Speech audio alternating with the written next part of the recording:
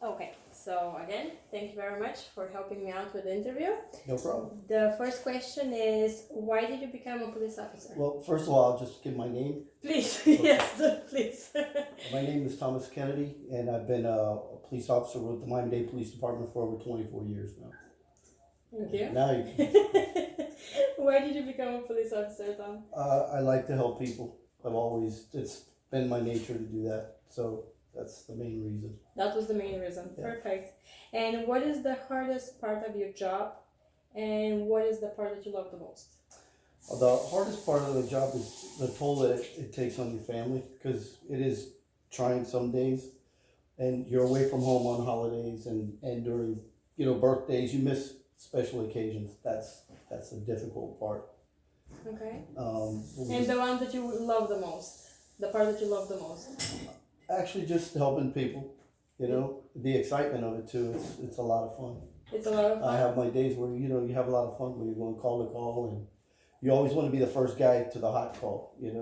Okay, Yeah. okay. It's an adrenaline thing, I guess. And what do you like when it comes to the news? It's very different of what we see on the news, and it's very different when it comes behind the scenes, what it actually happens. So what is the part that most bothers you when it comes to the news? I mean, it's not all negative, I agree, but what is the positive and what is the negative for you guys? For me, with the news, they don't always show the entire incident, especially if somebody has a body or a cell phone video. Yeah, They show a small portion of it, and it doesn't depict the entire incident. yeah. That could be frustrating, and there's been many times I've been on scenes and I know what happened, and you go home later and you watch the news and it's completely different.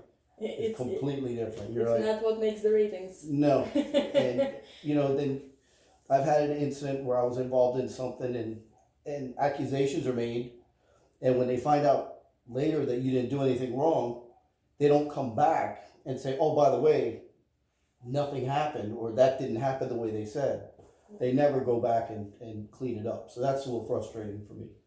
I remember the most recent incident that was just discussed at work, and especially when you start studying about it, you see it in so many different ways. So the news said that the guy was called for burglary.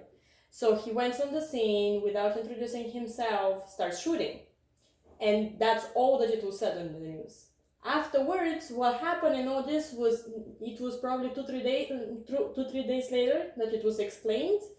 And by that time, already everybody was negatively judging the guy that made the initial shot. And I was like, okay, he had a body camera. So why didn't we just start with this first? Which brings me to my next question. Well, How do you I feel will about tell this? you, a lot of times we have a split second to make a decision, and you have to live with it. While everybody else can analyze what you did, they can take as much time as they want to go ahead and do that and look at it and say, well, you could have done this and you could have done that. Well, based on what I saw and what I did, those are the decisions that I made. So again, that's another thing that's difficult about being a police officer, because sometimes you don't have a lot of time you go with what you have. Yeah. Sometimes it's good, sometimes it's bad. But And the next question is about the body cam. yes. I am a proponent of the body cam. It has helped me numerous times. I like to have the full picture, and I like to show the full picture of what happened. A lot of times an incident will happen, someone will come up and start filming, and then you tell them, hey, I got the whole story right here on my camera. Yeah. So I think they're great. Some people don't like them. If you're doing the right thing, if you're used to doing the right thing all the time, you won't have a problem. You won't have a problem. You'll never have a Exactly. problem. It'll always help you rather than hurt you. Perfect. Thank you. And do you feel that you're being appreciated by the community that you serve? For the most part, no. I was not expecting that. Most people, I mean, just with everything that goes on, there's millions of police officers all over the world trying to do their job, and occasionally you'll see a bad one, and that one bad one will make all the good work that you've done Go to waste. go to waste because they think you're all the same. Yeah, that's true.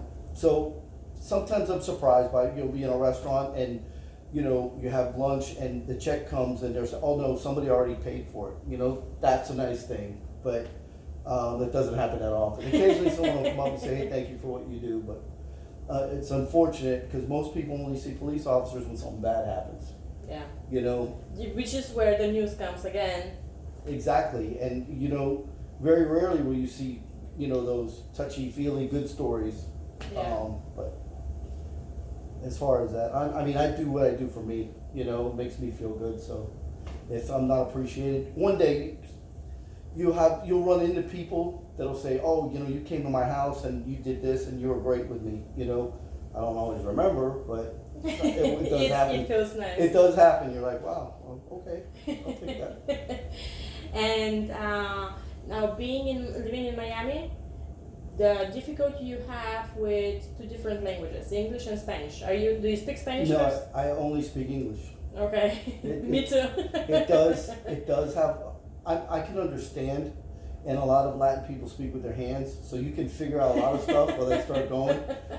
So, if I have an issue, I call my wife and I say, hey, can you translate for me? Really? Oh, yeah. Wow, Oh, yeah. wow. She translates, she goes, okay, he said this, and this. Okay, no problem. Wow. So, it works.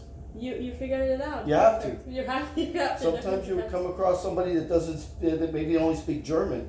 So I've called Lufthansa Airlines and had somebody, because I know they speak. So I get them on the phone and say, can you translate for me? Wow, you guys don't have any translators? So Not that you always. can- Not always. We No. try, but if there's no one around, you do what you gotta do. You make a Yeah, phone of call. course. And it Wow. works. That's awesome. You gotta think outside the box. Definitely. And since we brought up the subject of, I don't want to say racism, but I recently started working with African American people, and their view of the police or the way they have to raise their kids, it's so much different. For me, I have two boys. My boss is African American. She has three boys. And she was like, I'll never let them be outside in a certain time, in a certain neighborhood. And I was like, why? They're in their 20s. She's like, no, they're black. They look suspicious. Do you guys see it that way? No. And she's African American, but she comes from the island, from St. Thomas originally. And still there with that mentality. But most of the time, you know, we're not out. Our department used to be very proactive, and due to things that, you know, certain incidents and the way the world is now, we're more reactive now. So most of the time, if we come and we stop somebody, it's because somebody called us. Right? 99% of the time, somebody called us out and said, hey, there's these three guys, black guys in front of the house over here. And if we go and we talk to them and make sure everything is okay, you won't have an issue. But the problem is some people get offended by us coming to talk to them. So a normal conversation that would take 2 minutes now becomes something maybe more. They get upset, you have no right to talk to me, you know. Oh, yeah. And it's not just with blacks, it's with a lot of different, you know, ethnic backgrounds. They feel that you're harassing them. And I would take them to my car and say, look at my computer. Somebody, an anonymous person called this in. I didn't just drop out of the sky today to come mess with you. Somebody called, and I'm gonna just make sure everything is all right. If everything is fine, you go about your day, I'll go about my day, and that's it, you know? But unfortunately, I think the biggest issue with society in general is these phones. Yeah. These phones cause more problems because everybody wants to get that video. They think that if I film you, you know, it's going to get a different reaction, or they want to get that video of you doing something, you know, so they can make money off it. Many times I've been on calls where people were on the street dying, and you go over there, you do CPR, and rather than somebody helping, they're filming you. Filming it. Yep. And that That's happens horrible. frequently, you know. That's the society we're in right now. It's That's- sad. That's the sad part about it, you know.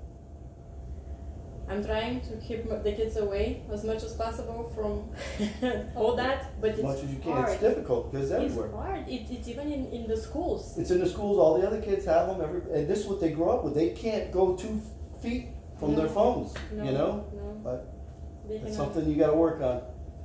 Thank you very much for your time. No problem. Thank you very much for what you do. Oh, I appreciate it. You are very appreciated from all Well, of us. thank you. Thank you. appreciate the video as well. Okay.